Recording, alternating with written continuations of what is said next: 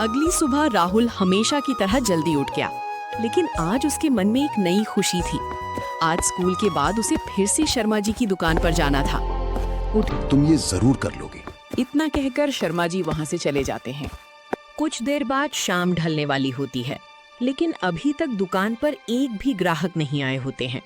तभी राहुल अपने मन में सोचते हुए बोलता है, क्या बात है, आज शर्मा चाचा दुकान पर नहीं है तो आज अभी तक एक भी ग्राहक नहीं आए।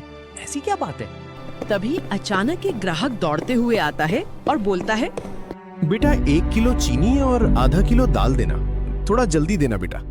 जी अभी देता हूँ। राहुल बहुत ध्यान से सामान को तौलता है और देता है। चाचा ये लीजिए आपका सामान, मैंने आपका सामान पैक कर दिया है। बेटा सारा सामान तो अच्छे से पैक कर दिए हो ना, कोई सामान कम तो नहीं है? क्या चाचा कैसी बात कर रहे हैं आप? मैं भला आपको सामान कम क्यों दूंगा, और मुझे आपको सामान कम देकर के क्या मिलेगा?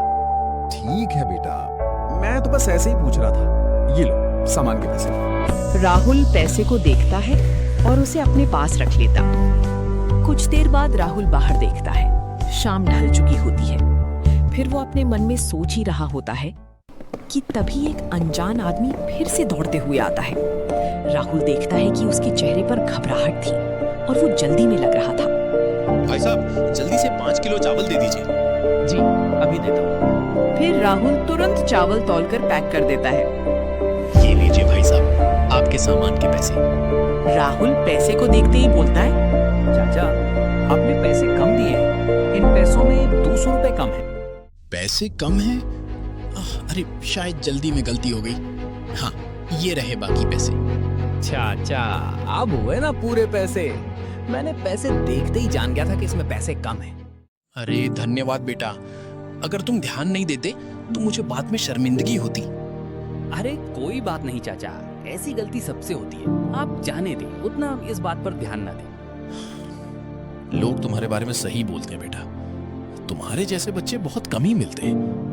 अगर आज तुम्हारी जगह पर अगर कोई और होता तो पता नहीं, पैसे कम देखते ही एकदम भड़क सा जाता। कोई बात नहीं चाचा आप। फिर राहुल दुकान को बंद करता है और दुकान के सामने खड़ा हो जाता है। तभी आगे से किसी की चलने की आवाज आती है। राहुल घबरा जाता है और वो बोलता है, कौन हो भाई? जो कोई भी हो वापस चले जाओ, दुकान बंद हो चुकी है, तुम कल आना।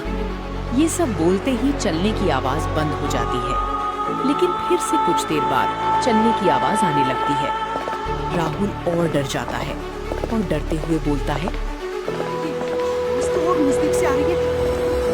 और भाई मैंने कहा दुकान बंद हो चुकी है, तुम कल आना। तभी वहां से शर्मा चाचा, नहीं बेटा छोड़ो, आज जो हमारे गांव में हुआ उसे जानते हो बेटा? नहीं चाचा, पर इतना पता है कि आज हमारे गांव में कुछ तो हुआ है, क्योंकि आज जो भी ग्राहक दुकान पर आ रहे थे वो सब बहुत जल्दी में थे, और मैंने तो एक ग्राहक से पूछा था लेकिन वो बिना बताए ही चला गया। क्या हुआ है चाचा बताइए ना। अभी बताने का समय नहीं है बेटा, अभी बहुत रात भी हो चुकी है और तुम्हें घर जाने के लिए देर भी हो रही है, इसलिए मैं तुम्हें कल बताता हूँ। तुम अभी घर चले जाओ, ठीक है? ठीक है चाचा, मैं अभी घर चला जाता हूँ, लेकिन बताइएगा जरूर। ये कहकर दोनों वहां से अपने अपने घर के लिए निकल जाते हैं। उस रात राहुल अपने घर तो जा रहा था, लेकिन मन में एक अभिलाषा लेकर जा रहा था। उसे नहीं पता था कि जो घटना उसके गांव में घटी है, वो घटना उसकी जिंदगी में इतनी बुरी तरह से असर करेगा कि आने वाले समय में पूरे गांव वाले इसका सामना करेंगे।